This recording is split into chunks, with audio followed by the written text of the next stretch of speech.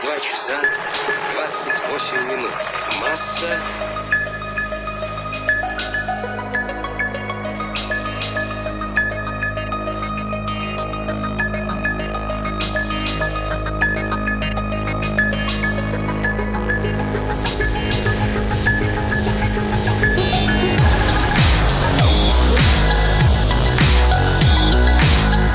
We choose to go to the moon.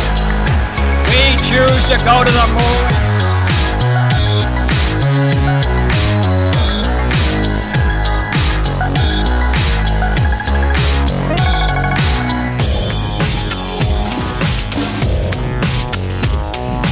One small step for man, one giant leap for mankind.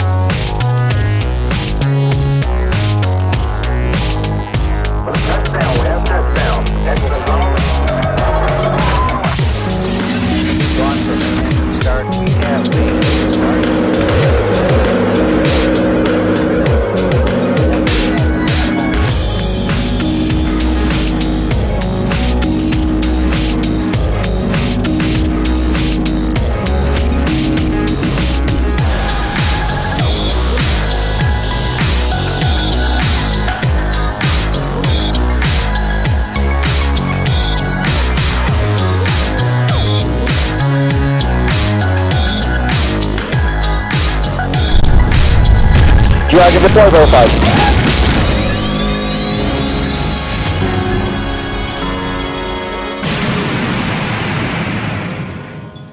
Welcome to Spacevidcast 504 for April. I have no idea what the date is. April 14th, 2012. My name is Benjamin Higginbotham. With me, as always, beautiful, lovely, wonderful, and talented Carrie Ann Higginbothams will be your hosts for this live show. Oh, and speaking of being live, this last show, for whatever reason on YouTube, we had more people commenting on how the show was way too long than ever before. So I just want to say to anyone watching the show and going, oh, it's an hour long. It's actually broken into essentially 4 segments. 12-minute segments. And this is done live. So there's an audience. We're interacting with a bunch of different people online. Join us live every Saturday at 2 o'clock p.m. Pacific time. That's 2,000 hours Coordinating Universal Time. It's a lot of fun, and that's why the show is so long, because we do it live with a bunch of different people. Which is funny you mentioned that, and for our on-demand viewers, I apologize, but people in the chat room are like, really? Because don't listen to them. It totally didn't feel like it was that long. It's not long enough. It was exactly. So kind of an interesting discrepancy there. But what we'll do is we'll start adding show information in the description, so you can just jump to whatever you want. There you go. You just jump to the point you want to talk about. But let's get straight into space news and what's kind of going on in the space community right off the bat. First thing is Yuri's Night 2012. Woo! Yeah, woo! Oh, mine wore off. Oh, your wore off. Mine's way cool though. It's still on there. Can you buy that still? A tattoo? Yes, can you buy that still? Did you not see the boxes we have in our living room? I guess. So Yuri's Night, at least here in LA, was a smashing success, if I do say so myself. Not that I had anything to do with that particular party, but it was a lot of fun. Oh, are you going to show the poster? Party? Yeah. Yeah, nice, right? How awesome is that? Yeah. Oh, very, very cool. So for the first time ever, we got to attend a party. We were streaming with the phone, and that was kind of fun, slightly shaky cam, and got to talk to a whole bunch of people. You know, it's LA, right? So there was all different kinds of people that you would sort of expect to see there. The founders of Yuri's Night, George and Loretta Whitesides, were there. Bill Nye the Science Guy was there. Someone said they saw Buzz Aldrin, but I didn't see him. No. He's a little shorter dude than you think he would be, so maybe we just missed him. But it was a crazy, crazy time, and it sounds like we keep getting all of the word from people who had parties all over the place, and pictures and video and stuff like that. What is Yuri's Night? Oh, I apologize. So Yuri's Night is the world or the global celebration of humans in space. There you go. And why do we pick April 12th? We picked April 12th because Yuri Gagarin was the very first human in space in April 12th, 1961. And then April 12th, 1981 was the very first space shuttle launch, which is very cool. And side note, we have had continuous human presence in space at all times since at least 2000. Thank you I'm very so much. proud of you. Go back 5 years. There is no possible way you would have been able to answer that question. You have absorbed space knowledge. Yes, I'm done now. We can move on. Next podcast. Yes. Disney. There you go. So a lot of fun. people are still having events. I know there's an event going on tonight in Florida at the Cocoa Beach Brewery, I believe it is. So if you're down in the area, please go ahead and look them up and join in on their festivities. And there's even events going on later on in the month, but usually they're all around April 12th-ish because that is the day. Very, very cool. A lot of fun. If you feel like you missed out this year, please feel free to set up a party next year. And we're shooting for 1,000 parties in 2013. Which would be very, very cool. That'll be fun. So yurisnight.net for more information on how to start a party, or if there's a party still going on in your area, because you still have this weekend. So a lot of those parties happened Friday, Saturday, Sunday, which is going on right now. NROL 25. This is a super XKCD. What did you say? Exactly. National Reconnaissance something. Gotcha. It's a new satellite that launched, and this was launched on a Delta IV. We forgot to cover it in last week's show, and because we had a rocket guy on. We had a rocket guy on. It was awesome, right? Dave Maston on last week's show was awesome. Go back, check out that show. But I did want to cover this. They actually made a cool little music video type thing. So here you go. Here's the launch coverage. Nice.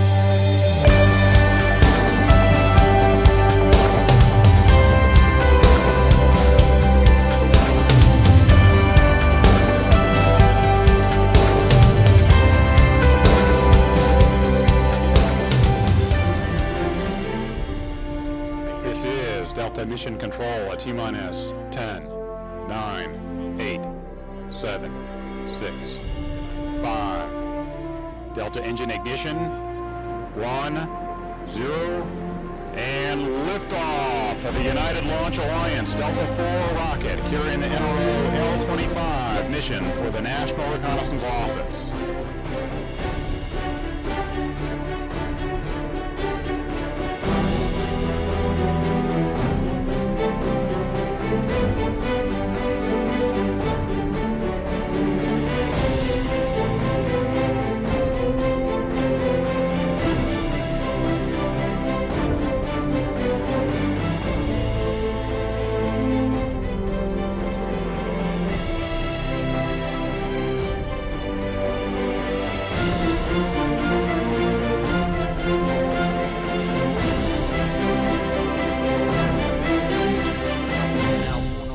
Velocity 1,500 feet per second. Downrange distance 11.2 nautical miles. Cool, right? Very. Yeah, I think they're having a little bit more fun making their videos. Right. So I like the super not enthusiastic music. What motivational, inspirational. I believe what you're looking for is license-free music. Oh, right, right. Okay, there you go. But no, that was cool, and that was very, very cool. I am glad that they're doing stuff like that. It's a little bit more get people excited about these launches. Exactly. And speaking of getting excited about launches, something we haven't talked about a whole lot before, but I think it's about time we brought it up. I suppose. April 30th, 2012 is the current scheduled launch date for SpaceX's Falcon 9 Flight 3 COTS 2-3 mission. Yes. Which is the crew orbital, cargo. It's the cargo stuff to the space station. I keep saying crew, and it's not crew. It's all cargo. Cargo to the space station. This is the test mission that the Dragon spacecraft sitting on top of the Falcon 9 rocket will be hoisted to space. It will do some maneuvers around the space station to test its thrusters. Do a little dance. Do a little dance. And then they will berth with the space station. They won't dock. They will berth. There is a difference between the two. Docking is when you do it under your own power. Berthing is where they're going to come in and grab it and pull it forward. And this is true of any new vehicle that goes up to the space station. They berth them. They berth all of them. So yeah, that's coming up. This is going to be a historic moment. This is the first time a private company I almost said docks after telling you not to. Attaches to the International Space Station. There you go. But keep in mind, SpaceX isn't the only company doing this. Orbital's very close to their starting their tests too. And not only they're so close, in fact, isn't there a weird? Oh no, that's something else. Sorry, I was thinking that there was a conflict of range. No, there is a conflict of range though, but that's for a launch coming up. Right. Sorry. So there is an Atlas V launch, and here's kind of a calendar that you can't read. Awesome. So here's a white page. I didn't think about how this would look when scaled down. So the big block in the upper right-hand corner, that's today. And then on the lower part of the screen, kind of on the left-hand side, that is the first launch attempt of the Falcon 9 rocket, and that's on April 30th. But the next launch attempt is on May 3rd, but you notice there are two objects there. That's because that is also potentially the first time they can launch this Atlas V rocket. But if SpaceX needs the range that day, then that launch can happen no earlier than May 5th. So if SpaceX does go on April 30th, that opens up the window on May 3rd. I'm pointing my arrow on the screen as if people can see that. So it's like right on top. You know what's worse is that I was looking at it going, because he's got the arrow. There, he's got the arrow right there. Fail. Epic fail on that one. Anyhow. But you get the idea. So there's a... It's not a conflict. It's more of a. They're really targeting the 5th for the Atlas rocket. But if they can, in fact, the calendar I think says, no, the calendar it doesn't go that far out yet. We only do 1 week at a time. But yeah, right now most people are saying the 5th just in case. But that's the range conflict. And before we go into break, there is one other thing coming up that is pretty cool. Yeah, it is. It's cool in a sad, awesome sort of way, which don't is. Don't be sad. Yeah, it's the end of an era, the end of the space shuttle, and this is kind of the final, if you didn't already know it was done, which you really should, this is the final, it's done. Space Shuttle Discovery is going to be flying over the Washington metro area on April 17th, and you'll be able to watch it on the shuttle carrier aircraft. And this is in preparation for it to go to its final resting place in the Smithsonian. God, it's not a dead cat. I mean, you're making it sound so sad. It's a little sad. No, it's a little sad. But it's going on display for all of these people to experience a space shuttle in a way that they never had access to before. That's true. That's an amazing thing. It's an amazing, awesome thing, but it's also the end of an era. I grew up with the space shuttle. I remember it fondly. It was an awesome, awe-inspiring vehicle, and it is gone now. It's not gone. Yeah, it's gone. Still flying. It cannot fly. It's still flying. On that note, we're going to go to... Funny. On that note, we're going to go to break. When we come back, we've got our main topic. What do you envision the future of space to be? Stay with us. We'll be right back. Look into her face, determination in her eyes. She won't give up or quit or fumble little fashion lies.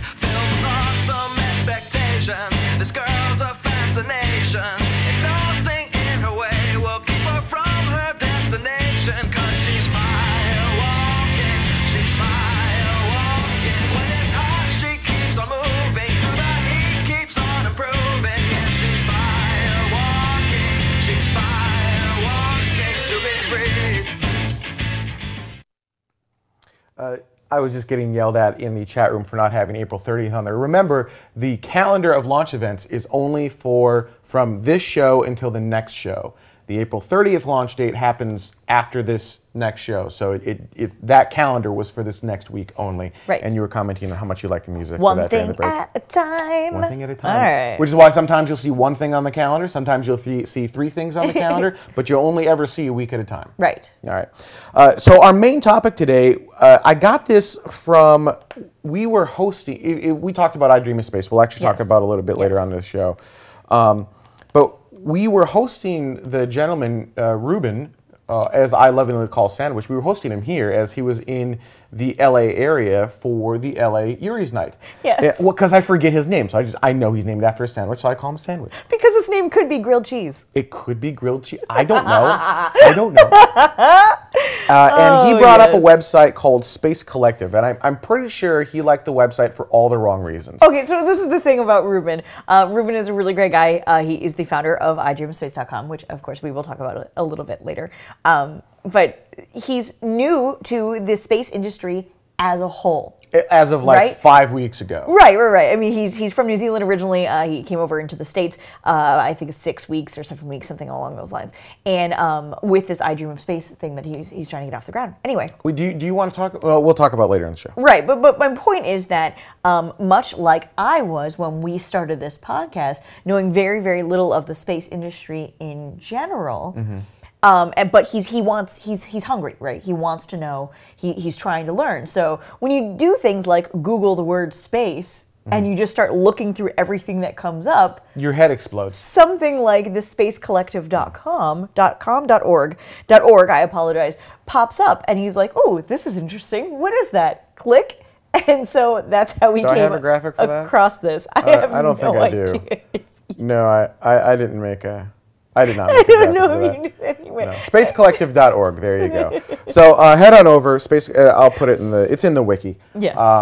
And basically, it's how would you describe it? It's like it's looking at the future of humanity. Yes, it right? is. And this is kind of where the main topic today of what you envision the future of space to be. And they've got a few videos on the website. They've got a forum, and apparently a lot of people are kind of joining. Yeah, it's a community, it's a decent-sized community. Right. It's like 2,000 people, something like that.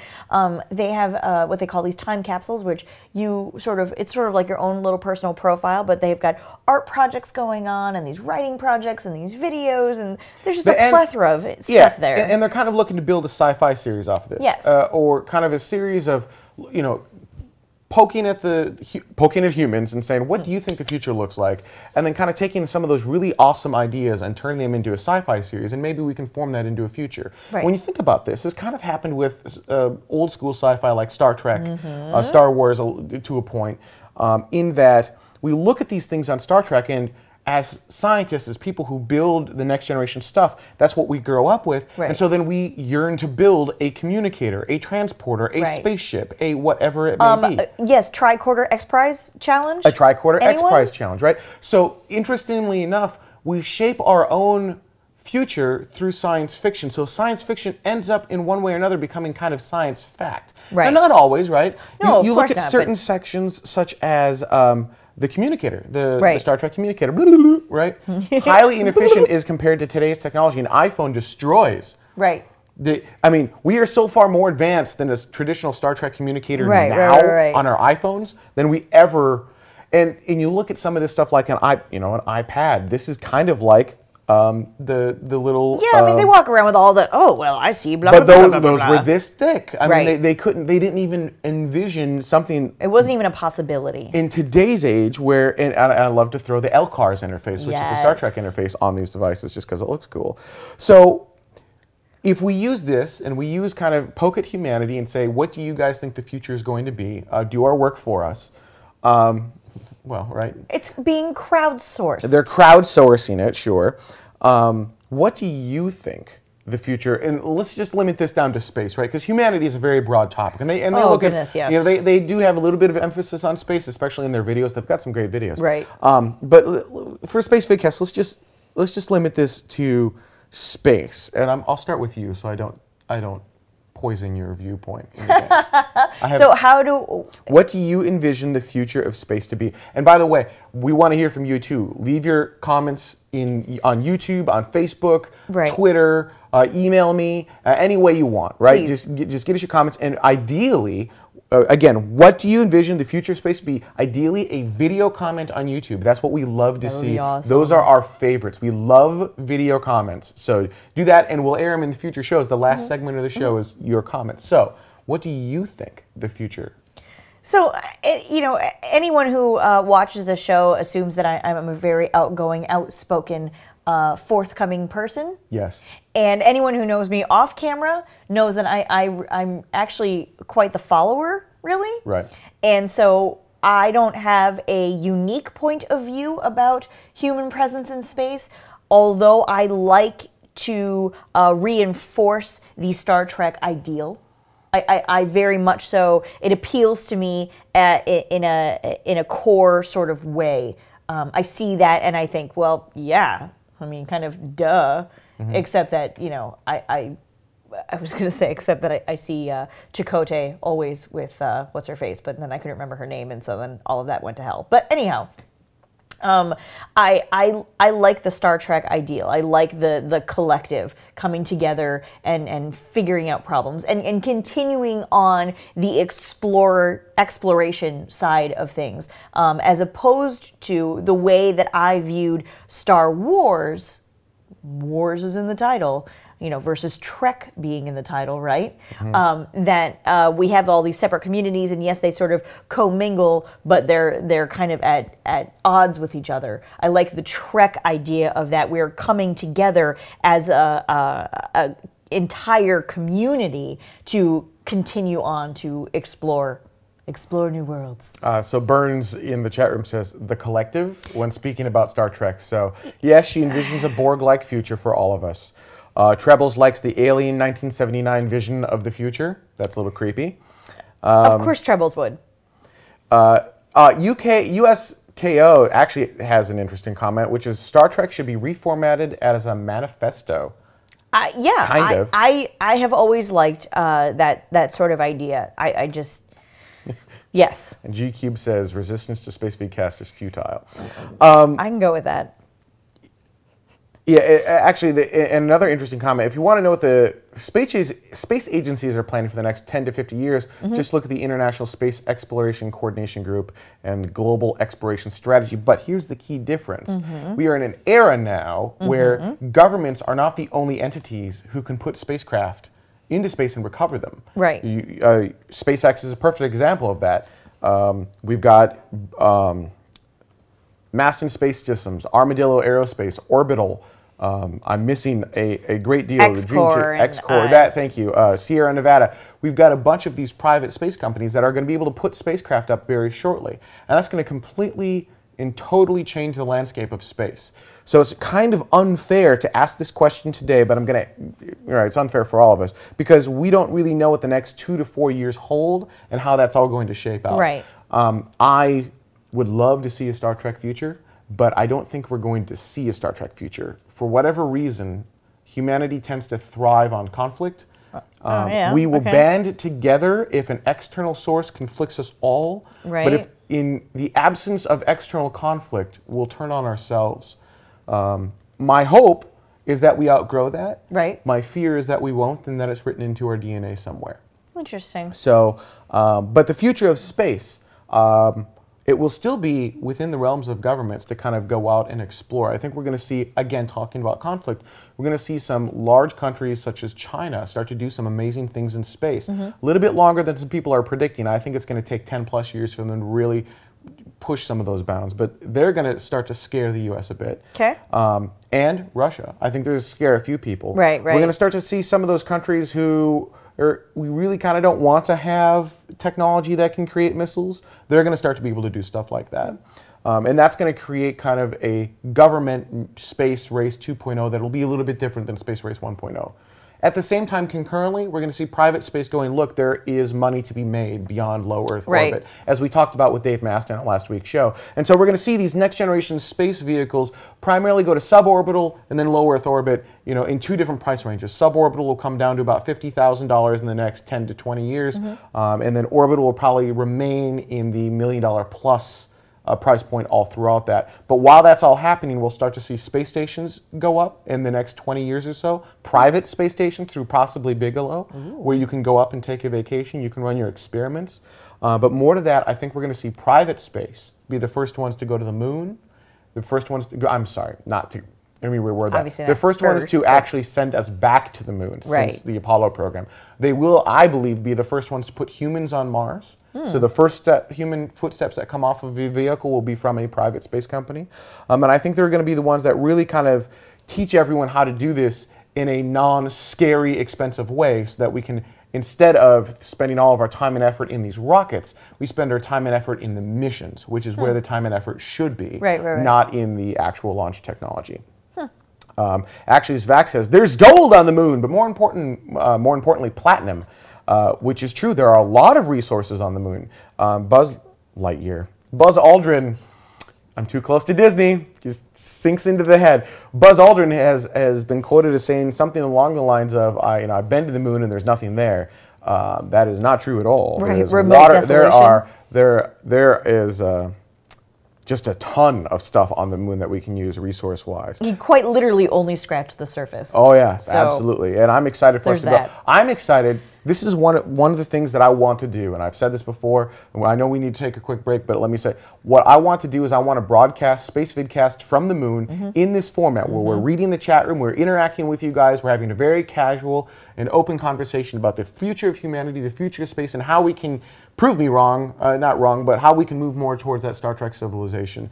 And I want to have the Earth in the background. I'm not sure how all that would line up because it doesn't work like the moon does here on Earth. But that's what I want to do. So when you're asking these questions, you can see the planet in which you're asking them from in the background. You can see yourself. Basically, in the background of the live video. love it. That's something I want to do, and that's something I want to do within the next 20 years. And I do believe if we as humanity choose to put our minds to it, we can make that happen. I know we can do it in under 10. The question is, can we do it in under 20 and sustain it? Ooh. That's the big difference. So anyhow, what do you envision the future of space to be? Leave your comments. On that note, we're going to take a quick break, and when we come back, we've got a little bit more. I wouldn't call it space news. What would you classify that as?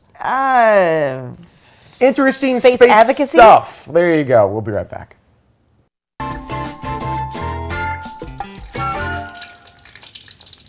Hey, I'm Norman from the Southern Living Test Kitchen, and today I'm just gonna try and fry a moon pie. If you are a moon pie novice, this wonderful Southern delicacy is made in Tennessee.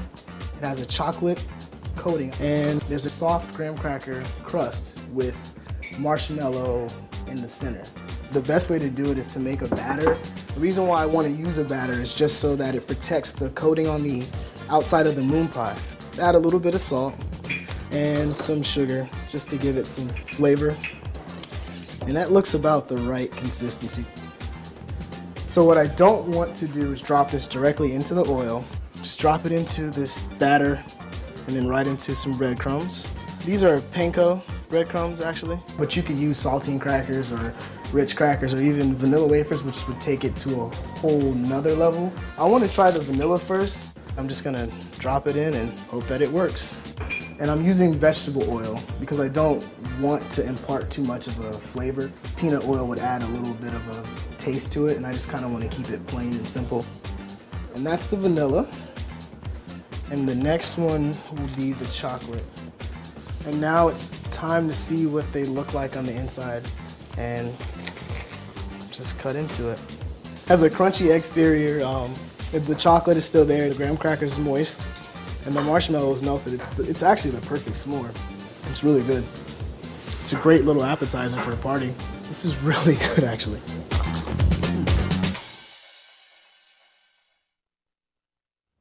That happened. Wow. Yep. That's craziness right there. Yeah, What's going on? Deep frying moon pies. So I have no idea how to transition from that into the show. So the Planetary Society, not that long ago with Bill Nye, sent out an email newsletter basically saying SOS. And the SOS is Save Our Science. For those who haven't been following the NASA budget, they're taking a good chunk away from planetary sciences and a lot of the research. And we are huge advocates for human spaceflight, but that should not come at the cost of robotic missions. Right. It shouldn't come at the cost of science. You don't want to just put humans into space for the sake of putting humans into space. A, that's not sustainable. Right. Doesn't make any sense. But B, the science that comes off of these robots is pretty good. Now, humans can do it better, so we need to learn how to get humans onto Mars. Imagine how much more science we could do on Mars if we had someone walking around and grabbing these samples. Oh my goodness, right? It'd be a fantastically larger amount of data that we could gather. But we don't have that technology today. There's actually a note here. Let me, they did a little video, so here you go. Okay. Hi, Bill Nye here, CEO of the Planetary Society. And I just signed petitions to my senators and representatives because it's time to take action. See, the NASA planetary science budget has been cut over $300 million, not just this year, but in the coming years as well. Now, these drastic cuts will make important missions almost impossible. Without this money and support, we may never study the geysers on Enceladus. We may never look under the ice on Europa for signs of life. We would stop the search for water and life on Mars. I mean, why are we in this business? Because we want to know where we came from, and are we alone? Are we the only living things out there? These questions are important to everyone on Earth. So we need to turn this around. What we'd like you to do is visit planetary.org and click on the SOS button for Save Our Science. Working together, we can put this thing back on track. Working together, we can save our science. Thank you. So that was a video from the Planetary Society. I think it's a good plea. The chat room actually brought up a valid point on a per cost basis. From a pure cost standpoint, robots can do more than humans, right? Because they cost radically less, so you can send a lot more up there. But on a time basis, like look at the science that all of the rovers on Mars have done. They've barely scratched the surface of wherever they've gone. Yeah, over however many years. They haven't done you have a human go out there, do this, do this, do this. There you go, boom. You're done in like a week. There was a number thrown out. Yeah, that's just it. There was a number thrown out, and I don't remember what it was. But all of the science we've done on Mars could be done by a human in something dumb like 3 weeks. Yeah. And that's over the course of 10 years, or I don't remember what the time frame is. Right. Oh, well, it'd have to be longer if they said all. It just, you know, it's, yeah. Yeah, so, but yeah, what we need to do is drive the cost. It's a valid point though, right? Because cost-wise, it's a valid point. It costs a lot less. You don't need to have the suits, and you don't have to protect the human. We're very fragile creatures, which is why we need to learn how to get into space. We need to learn how to do it a lot cheaper, so that it doesn't cost as much to do it, so we can do more science so that humans can do this stuff. There you go. That's why we need to do this. At the same time, right now, it does cost a lot for humans to do it, so we can't cancel our robotic missions, because they're the only things that can do this on a fairly reasonable level. Right? Sending a human to Mars today is not a reasonable thing. It would be too expensive.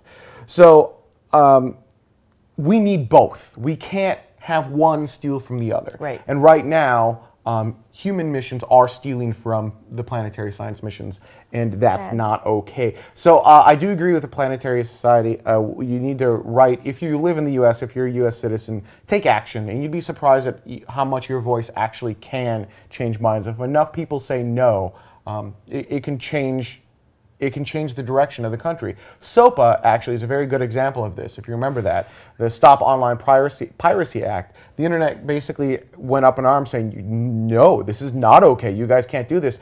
Congress thought this thing was a slam dunk. They were like, this is done. And it's back, it will always be back. I'm just saying. It will never go away. I'm just saying, you're speaking of it as if it's totally gone now. No. Oh, we passed that hurdle. No, it'll always be back. But it brought to the forefront of everyone's consciousness these issues. And I'd love to see the same thing happen with planetary sciences and space, well, science in general, but obviously Spacevidcast with an emphasis on space science. Robotic missions are awesome. Just because there's a human, not a human on board, doesn't make them any less awe-inspiring and inspirational. Totally, yeah. Human missions are not only inspiring, but something that you can use to get the youth, into STEM-based the youths into STEM-based science, technology, engineering, math, into STEM-based, what am I trying to say, fields. So there's a lot that happens all in space. So that, I'll get off my little bit of a soapbox on that, or a giant soapbox on that. But one of the other reasons, moving to the next story, one of the reasons it's important is because we actually stopped, there was a partnership we had with Europe in trying to get another vehicle to Mars. We being the U.S. Okay. The U.S. NASA. I just want to be clear. There were a couple missions to Mars that we were going to partner up with. They had spent like 5.5 million pounds, which is, we'll call that $10 million, to develop this stuff, make this go. We committed like $2 billion for launch vehicles and stuff, so big discrepancy there. But we basically have had to pull out. We were like, nope, sorry guys, no funds, right? Don't have the money, can't make this happen. Russia stepped up. They're going to make this happen. No way. Did I just make you yawn? No, I was like, oh, yeah, so Russia stepped up. They saved the day. Oh, hey, I have a graphic for this, so you guys get a URL. Okay. There you go. So, yeah, there you go. URL right down there. They basically stepped up and said, no. So Roscosmos is going to take care of these missions. They'll take care of the launches. They'll make all of this go. So the program is no longer on the chopping block. The U.S. will have nothing to do with it, is my understanding. But now Russia will. Interesting. So we're very slowly handing these things out to other countries. Right? We're very slowly ceding our leadership in space. Okay, talking about the Star Trek mentality, who cares as long as humans do it? Right. But if you want to have that national pride thing, understand that we are giving these jobs up to other people, and that has happened before. Right. If you look at particle physics, we gave up our leadership in particle physics. Totally. And we gave it to the European Union, right? Yeah. So that's not something America's I wonder known how for Europe anymore. feels about getting all of our leftovers. Well, they take it and run with it, frankly. They do a really good job. So, Space of Europe, that might be something to think about as one of your pods. maybe. I dream of space. I dream of space. Don't you? I do.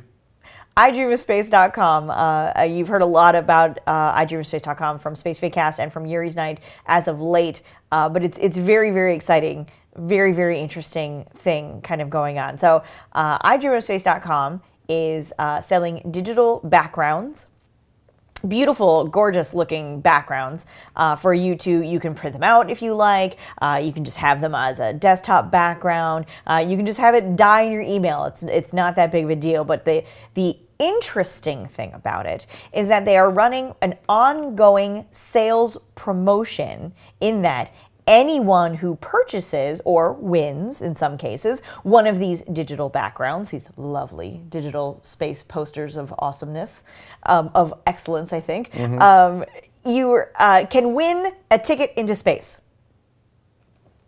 There you go. So, yes, so $15 equals space, maybe.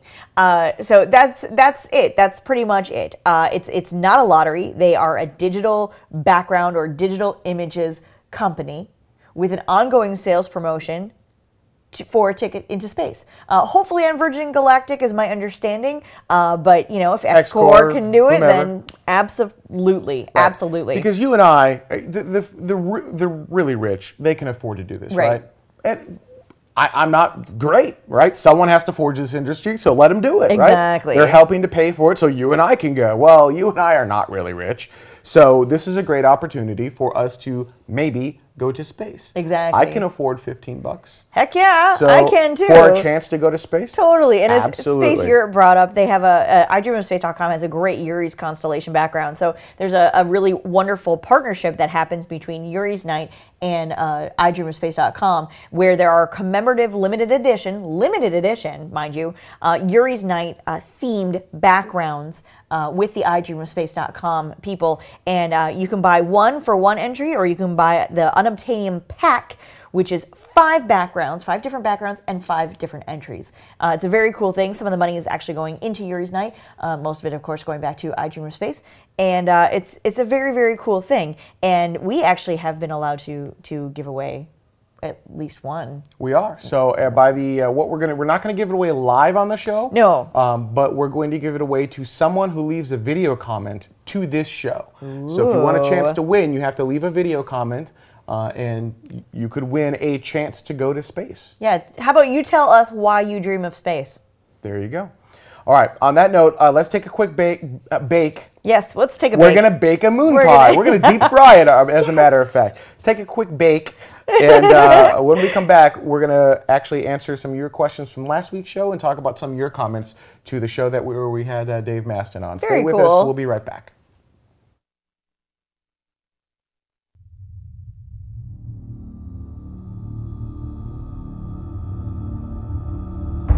Life on Earth was beyond repair.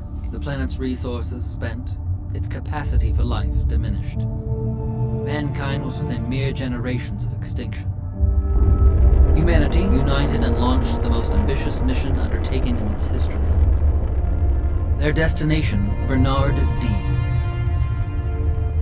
A world that had shown promise of harboring life. The mission would take 2 decades. The crew's sacrifices would be enormous. Yet the world they left is not the world they're returning to.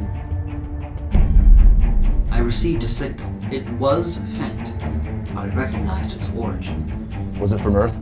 I'm telling you, it was a solar storm. Or an impact of some We were prepared for something of that size. Word would have gotten out. Local galactic weather conditions were not permitting a direct approach. It was something we missed. By 200 years. Easy.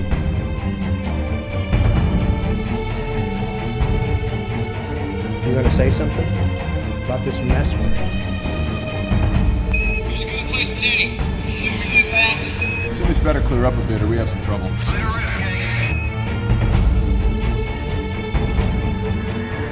They will discover it all in time. It'll seem like you were keeping something from them. Rich, you gotta see this.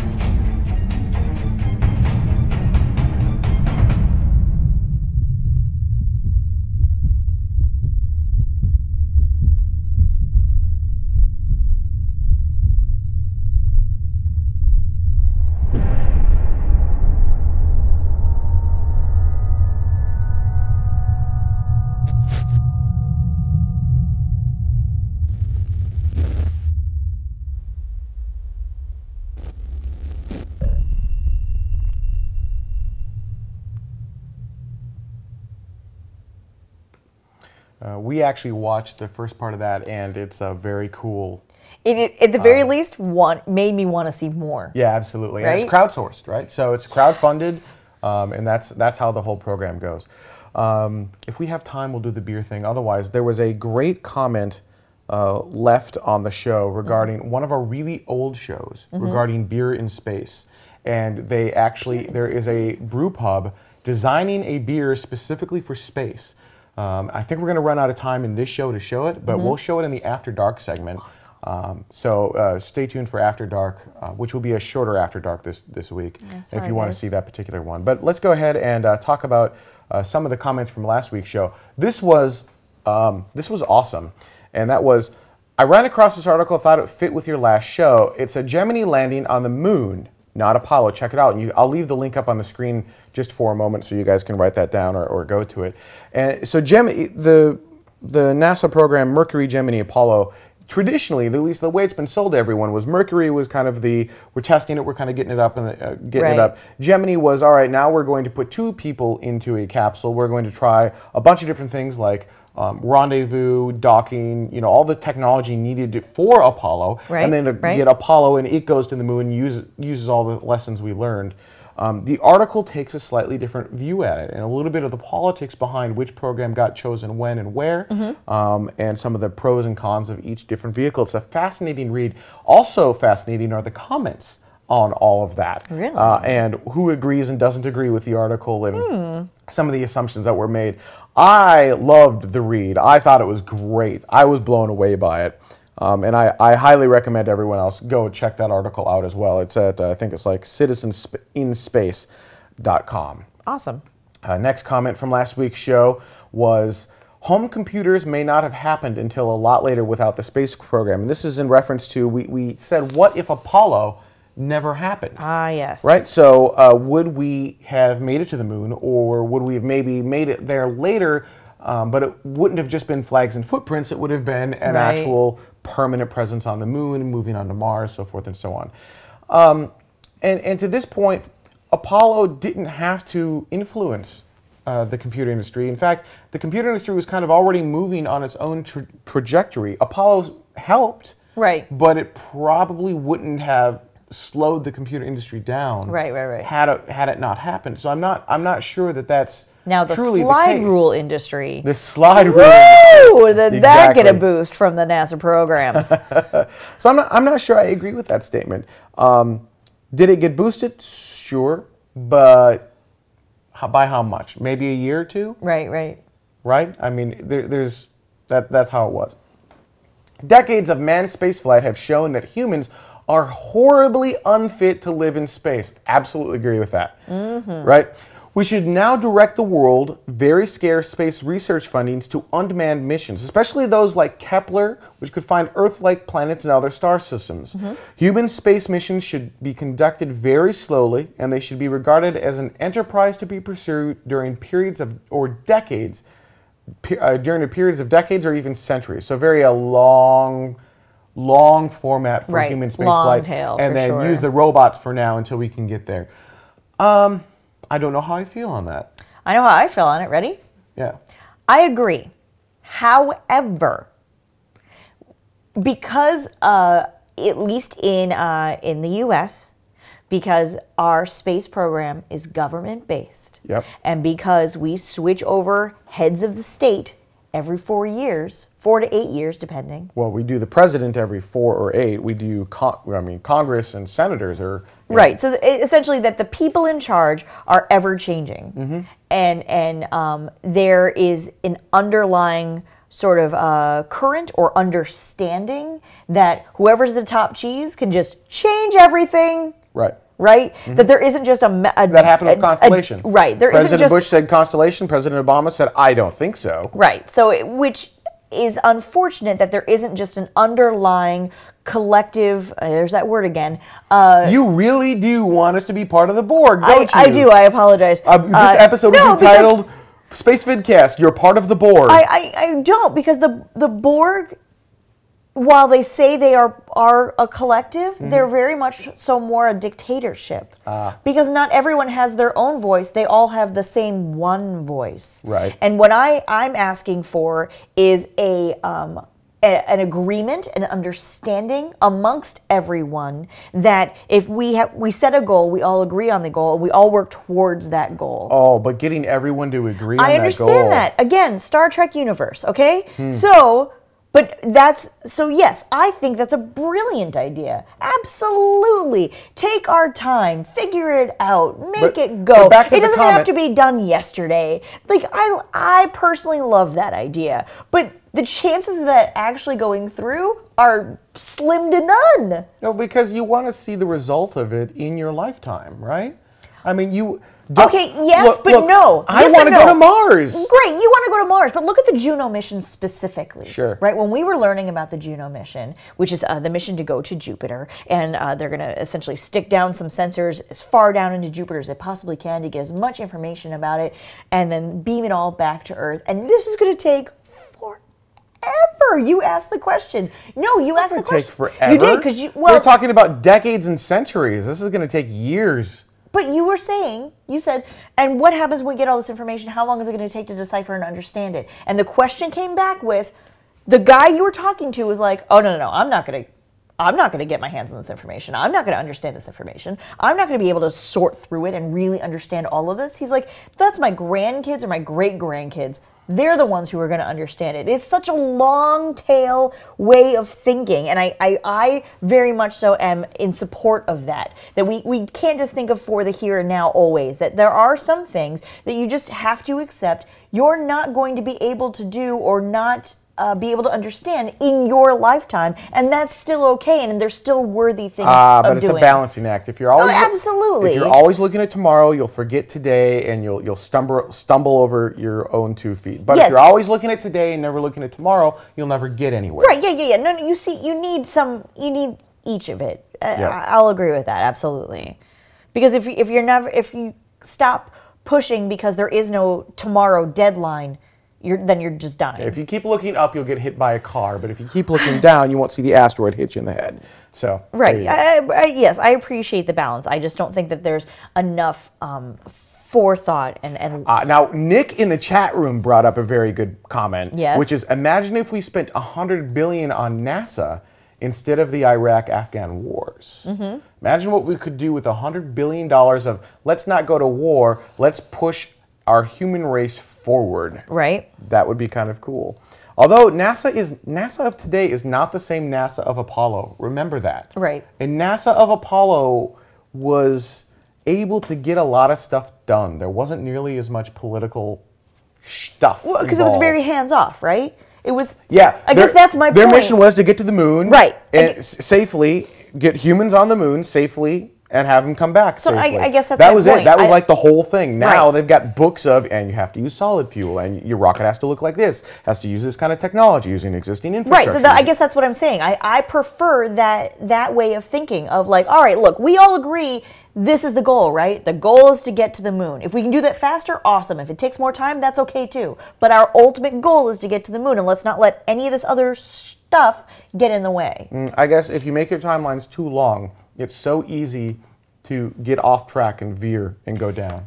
Yes. So I think we should constantly be pushing ourselves as hard as we can to do things as fast as we can, not at the cost of money or at the cost of the programs. Right, but also not at the cost of shortcuts. Not at the cost of shortcuts, right? So just getting it done faster, cheaper, you know, right? Yeah, but if we just kind of say, well, we have as much time as we need, then we're just going to keep putting it off. Okay, you are putting this so black and white, and it's not black and white. It's extremely gray, and that's where I'm standing. No, it is. But you're pointing me into one, and that's not where I am. I'm just arguing against you for the sake of arguing against you, because there's more. Because I'm saying it isn't as easy as saying, hey, put it off. That there's a lot of stuff that can go wrong if you put it off. Right, but there's also a lot of stuff that can go wrong when you shove it down your throat. Absolutely. So you're absolutely right in saying it's not black and white. It's lots of shades of gray. Okay. What's the next thing? Do we really deserve to have a backup to the human race? We really don't exactly have a stellar record when it comes to managing ourselves as well as management of our own Earth.